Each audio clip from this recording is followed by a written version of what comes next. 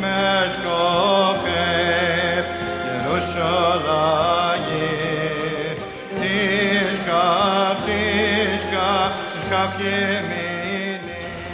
la paracha de Trouma, commence en disant V'yikru li teruma, mais et kol ish eshel yikru terumati.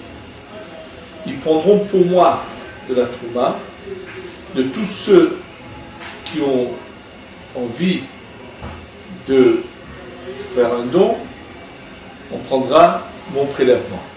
C'est-à-dire que Dieu s'adresse au peuple d'Israël et leur demande de donner de l'argent de leur part pour Dieu. Qu'est-ce que cela veut dire? On va le voir tout de suite dans la suite. En fait, qu'est-ce que cette demande est faite? Pourquoi? Comme il est dit plus tard,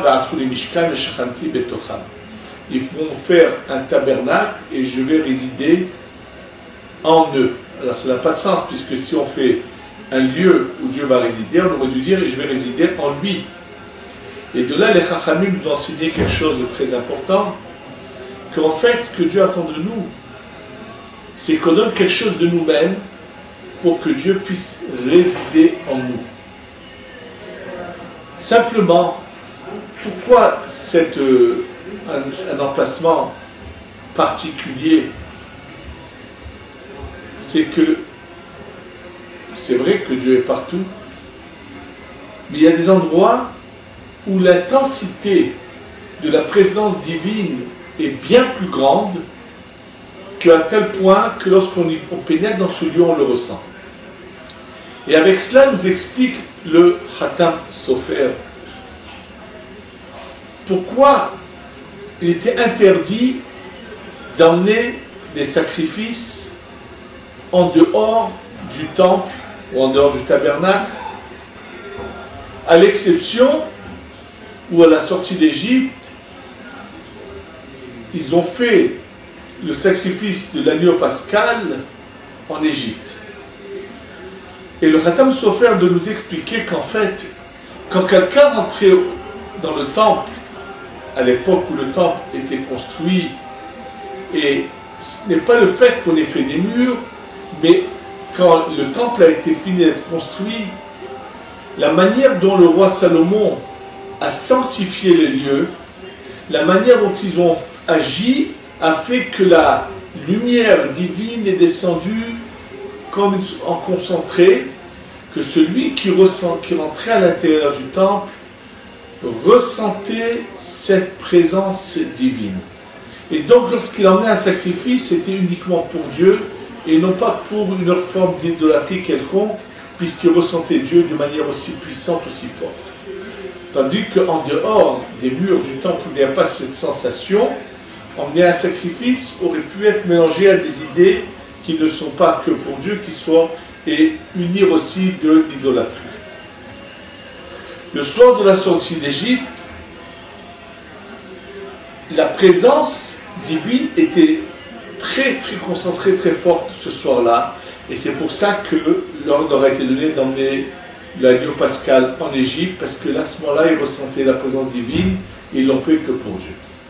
Ça nous explique pourquoi on a un lieu particulier, c'est que lorsqu'on a envie de sentir Hachem, de sentir Dieu proche de nous, alors on va dans ce lieu-là, on ressentait un peu plus la présence divine, et donc c'est pour ça qu'on a emmené un sacrifice. Mais l'ordre qui nous est donné là, c'est que notre cœur soit ce lieu où la présence divine puisse être ressentie de manière très forte. Ce qu'il faut savoir, c'est que cet ordre-là leur a été donné avant que soit commise la faute du veau d'or. Et bien sûr, dans ce cas-là, on va avoir une question qu'on devrait tous se poser, qui est très simple. C'est que s'il n'y avait pas eu la faute du veau d'or, donc à ce moment-là, que s'était-il passé au moment où ils ont entendu les 10 commandements? Leur matière a commencé à devenir spirituelle, et le but aurait été qu'ils seraient passés à l'étape suivante, quitter cette planète pour monter dans une autre planète qui est spirituelle. Et dans ce cas, qu'est-ce qu'aurait été le Mishkan, ce tabernacle? En fait, ce qu'il faut savoir, c'est que lorsque vient le Messie, le Mashiach, qu'on espère voir arriver à tout instant, et qu'on va revenir à l'état du premier homme avant la faute, donc en matière, pas en matière, mais en lumière, en spirituel, un corps spirituel, et on va revenir à l'endroit et au-delà de l'endroit où il était. Il ne faut pas croire que les choses vont s'arrêter. Pas du tout. On va tout simplement monter à l'étage au-dessus. Et continuer, c'est comme quelqu'un qui passe de classe. Simplement, la différence, c'est que quand on est à l'école et qu'on passe de classe, on va juste changer, le niveau d'études va être plus élevé, mais on reste les mêmes personnages. Juste, c'est vrai qu'on va un peu avancer dans notre tête, dans la manière de réfléchir, dans beaucoup de choses. Et là, il va se passer qu'on va passer carrément une étape supérieure dans laquelle on va se rapprocher, mais on va continuer à être au service de Dieu. Et donc, ce qu'on nous demande, en fait, c'est que notre cœur soit un lieu où Dieu puisse résider. Comment on fait pour que Dieu puisse résider en nous? Le grand secret, c'est celui de savoir qu'il faut se travailler pour devenir un homme parfait. C'est savoir qu'est-ce qui est mauvais et qu'est-ce qui est bon, qu'est-ce qui est aimé de Dieu, qu'est-ce qui est haï par Dieu. Première chose sur laquelle il faut se travailler, c'est de combattre l'orgueil. Il faut savoir que c'est quelque chose qui est vraiment haï et qui écarte l'homme de Dieu. Il n'y a pas pire que l'orgueil pour qu'un homme trébuche et tombe. Celui qui est orgueilleux peut arriver à faire les choses les plus immorales. Ça doit être le premier point sur lequel il faut absolument se travailler. C'est savoir ne pas rechercher les honneurs, ne pas être orgueilleux, mais essayer de se travailler pour faire pénétrer en nous de la modestie. Ce travail, c'est une étude constante, se répéter les choses jusqu'à qu'elles nous pénètrent. C'est pas sans raison que le saint Rabbi Moshe Chaim Lotzato, qui a écrit ce livre connu, il a écrit beaucoup de livres, mais le plus connu qui est le Messilat Yesharim, le sentier de rectitude. Et à la préface de ce livre, le sentier de rectitude qu'il a écrit, il nous dit, sachez, mon livre, si vous le lisez une fois, il ne vous apportera absolument rien, puisque c'est des connaissances que vous aurez pu trouver ailleurs. Mais si vous allez le lire, et le relire, et le relire, et le relire, à la fin, ce que j'ai écrit va commencer à vous pénétrer, et vous aidera à vous améliorer. Ce qu'on doit savoir, c'est que si tous les jours, on va prendre les textes qui nous parlent sur la gravité de ce qu'est l'orgueil, alors petit à petit, il va y avoir une influence, ça va avoir un impact sur nous, va nous aider à nous débarrasser de cela.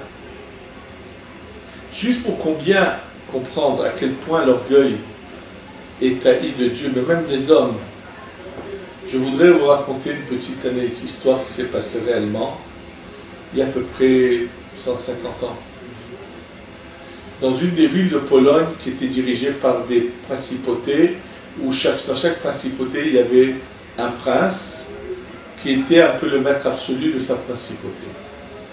Et dans une de ces principautés, la règle à ce moment-là en Pologne, c'était que le prince qui dirigeait sa principauté donnait le droit aux gens d'exercer des travaux dans sa principauté, il devait lui payer une taxe. Et donc il y avait un tailleur qui était d'origine juive, qui était très bon tailleur, qui vivait dans une principauté en Pologne. Et voilà qu'un jour le prince vient le voir et lui dit, écoute, je viens de revenir d'un voyage à Paris, et j'ai ramené un très très beau tissu, alors je veux que tu viennes dans mon château, prendre mes mesures et que tu me fasses une très belle tenue. C'est ce que fait le tailleur, donc le fameux tailleur juif, va au palais du prince, et là qu'il est en train de prendre des mesures, lui et la femme du prince lui disent, attention, tu fais quelque chose de beau. Et lui qui leur répond, mais qui comme moi sait tailler? Qui m'égale? Il était tellement, c'était vrai que c'était un bon tailleur, mais il avait un orgueil, il était sûr que lui était le meilleur, le plus grand, le plus... Bon. Après qu'il a pris les mesures, il va chez lui, il travaille, il fait une tenue au prince. Et donc il vient pour lui essayer la tenue. Une fois qu'il la met sur lui, la princesse vient, regarde, et puis elle dit, ouf, qu'est-ce que c'est affreux, mais qu'est-ce que c'est mal taillé. Elle est hors d'elle, et le prince qui entend ça est furieux, il enlève la tenue, et commence à prendre son bâton, et frappe le tailleur, il lui donne des coups de pied, il le jette de chez lui avec la tenue, et il lui dit, je t'interdis d'ouvrir boutique, dorénavant tu n'auras plus le droit d'exercer ton métier dans ma principauté. Ce pauvre malheureux tailleur rentre chez lui, dans un état lamentable. Bon, il raconte en 2 mots à sa femme, et il se couche au lit parce qu'il a reçu tellement de coups qu'il n'arrive même pas à bouger. Et après 2 ou 3 jours qu'il s'est un peu remis des coups qu'il a reçus, sa femme s'adresse à lui dit, alors, qu'est-ce que tu penses faire? Alors, il lui dit, ben, qu'est-ce que tu veux que je fasse? Il ne veut plus que je travaille, le prince, qu'est-ce que je peux faire? Il lui dit, ben, tu sais ce que tu vas faire? Tu vas aller voir le rabbi qui est dans la ville voisine, on dit qu'il fait des miracles. Et lui, ce tailleur qui était un bon juif pratiquant, mais pas parmi les meilleurs, pas un si grand croyant, qui répond à sa femme, mais qu'est-ce qui va pouvoir bien me faire le rabbi? Sa femme qui le regarde lui dit, comment? Toi tu parles comme ça? Tu n'as pas honte? Eh bien mince alors, tu es sûr que tu vas chez le rabbi? Tu veux qu'on meure tous de faim? Va le voir, tu verras qu'il va nous aider, nous sauver. Bon, qu'est-ce qu'il a à faire? Il n'a pas d'autre choix, puisqu'il restait à rien faire, c'est pas non plus une solution. Malgré lui, il accepte d'aller voir le rabbi de la ville voisine. Quand il arrive chez le rabbi de la ville voisine, il rentre, le rabbi lui dit qu'est-ce qu'il y a? Il lui raconte c'est ce qu'il a eu, ce qui s'est passé. Alors le rabbi lui dit, écoute, tu vas prendre la tenue, tu vas la retourner, et dans tous les endroits où tu as fait des coutures, tu vas retirer le fil et tu vas refaire la couture. Alors le tailleur dit, mais rabbi, il n'a pas aimé comment c'était taillé, quoi ça sert que je fasse mes coutures? Mais... Le rabbi le regarde et lui dit, j'ai très bien compris ce que tu m'as dit, et je te dis ce que tu dois faire. Tu vas refaire tout simplement, retirer les fils, refaire de nouveau la couture, et c'est tout. Et tu vas retourner avec la tenue chez le prince et tout ira bien. Bon, il ne discute pas, il voit que ça ne sert à rien, il rentre chez lui, il dit à sa femme, tu as vu? Alors, je suis chez le rabbi, tu dis ce qu'il m'a dit? Voilà ce qu'il m'a dit, mais ça n'a pas de sens. Sa femme qui le regarde dit, alors? Toi, tu es un croyant, c'est toi qui crois en Dieu et en les saints qui le représentent? Eh bien, tu vas faire ce qu'il a dit et c'est tout. On ne va pas mourir de faim parce que tu manques de croyance. Alors lui qui regarde sa femme me dit, bon, ben, si la prochaine fois je me fasse vraiment tuer de coups, eh ben, je vais le faire, d'accord. Ben oui, tu vas et tu verras que tu ne seras pas tué de coups et tu iras. Elle avait vraiment de la personnalité, mais elle avait raison, elle voyait le danger, elle avait une croyance inébranlable. C'est ce que fait finalement son mari, et il va en tremblant chez le prince, il lui dit, voilà, j'ai arrangé la tenue, il dit, bon, rentre, on va voir ça. Il lui remet, et puis il s'attendait à ce que, cette fois, on allait le bastonner d'une manière inimaginable, et voilà que vient la princesse, et regarde, oh, cette fois, c'est bien fait, comme c'est beau, oh, mais c'est vraiment bien fait cette fois, ah, voilà, il a bien réparé, non? Alors le prince qui est tout content, il dit, bon, il le paye bien, et puis il lui dit, comme je t'ai donné beaucoup de coups la dernière fois, tu as encore un peu d'argent, tu peux ouvrir boutique, c'est bon. Lui, il rentre presque enivré par les paroles qu'il vient d'entendre, il a de l'argent et tout, mais il se dit, mais comment ils ont pu dire, mais c'était la même chose la dernière fois, il ne comprend rien, mais tout content, il rentre chez lui, sa femme lui dit, alors, il est capable, le rabbi, de te sauver ou pas? Il dit, oui, oui, je dois vraiment aller lui demander pardon, je dois demander pardon à Dieu. Comment j'ai osé douter de la grandeur du rabbi. Vraiment, j'ai fait commis quelque chose de grave, je reconnais, bon, il est tout confus, et la première chose qu'il fait, il prélève le 10e de ce qu'il a reçu, et même plus, il se dépêche d'aller voir le rabbi, il rentre et lui donne d'abord son don, il lui dit, rabbi, s'il te plaît, je peux te poser une question? Il dit oui. Qu'est-ce que tu as fait? Comment tu as fait ce miracle? Mais comment c'est possible? C'était la même tenue, comment il... Alors le rabbi qui le regarde lui dit, écoute bien, je n'ai pas fait de miracle. Tout simplement, il faut que tu saches une chose. La première fois que tu as cousu cette tenue, tu l'as fait ça avec de l'orgueil. Tu pensais que tu étais le meilleur tailleur, qui te ressemblait, qui était comme toi. Sache que l'orgueil dégoûte. Les gens qui sont orgueilleux, les autres personnes qui les regardent sont dégoûtées de ces personnes-là. C'est comme ça. Donc instinctivement, leur âme s'en ressentait quelque chose et n'appréciait pas la tenue. La deuxième fois, tu avais reçu des coups, tu avais la tête basse, tu étais humble et tu as recousu les mêmes coutures, mais avec un peu plus de modestie. Simple. En fait, tu avais fait une belle tenue, mais si tu avais fait ça avec de l'orgueil. Je n'ai parlé que d'un point, mais il faut savoir que si on veut laisser d'abord la place dans notre cœur pour que Dieu pénètre, c'est sûr que c'est premièrement, c'est retirer l'orgueil. Et à s'arrêter de chercher les honneurs et à vouloir se faire remarquer. Et bon, ça, il faut s'habituer. Il faut se déshabituer de ces mauvaises manies de vouloir se remarquer toujours devant tout le monde, d'être toujours sur la sellette. Ça, c'est pas du tout le chemin que Dieu apprécie, pas du tout. C'est de travailler, jamais s'emporter. Ça en parle à tout le monde agréablement. C'est un travail, toute notre vie, c'est ce qu'on appelle se travailler, on dit ça en hébreu, les midot. C'est les qualités que l'homme doit avoir dans sa conduite. D'être moral, d'avoir une conduite de douceur, de bonne manière, c'est tout un travail. Si on se travaille là-dessus, alors notre cœur devient ce tabernacle dans lequel Dieu peut résider. Et c'est ça ce que Dieu nous demande. Prenez pour moi, si vous voulez que je sois dans vous, apprenez à donner à votre cœur. Et puis, ce qu'il faut surtout pas oublier, celui qui a de la chance que Dieu lui a donnée de sa bénédiction, il sait également donner aux autres. C'est comme s'il donnait à Dieu. Dieu est fier de lui, content de lui. Il a compris le message.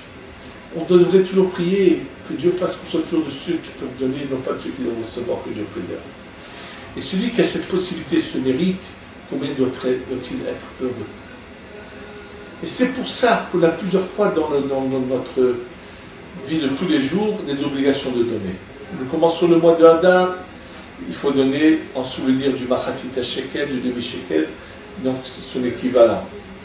On va avoir le jour de Purim, c'est d'avoir pensé à donner Matanot Levionim, les dons qu'on donne aux pauvres. Ensuite, il va avoir le mois de Nissan, savoir penser à aider les gens pour passer la fête de Pessah, de Pâques, sans difficulté. Quelle chance, quel mérite que Dieu nous donne cette possibilité de pouvoir aider les autres. Et combien nous devons être contents, et quand on le fait avec plaisir. Il y en a pour qui c'est dur de vider les poches. Ils ont toutes sortes d'excuses, ils ont toutes sortes de réponses, et ça leur est difficile. Mais il faut une erreur. Celui qui sait vider les poches quand elles sont pleines, alors Dieu trouve de la place pour de nouveau remplir les poches. Et ceux qui, lorsqu'elles sont pleines, veulent les garder pleines, alors puisqu'il n'y a plus rien à mettre. Être reconnaissant dans la vie. Ne pas être ingrat, ça fait partie des qualités que Dieu attend de nous.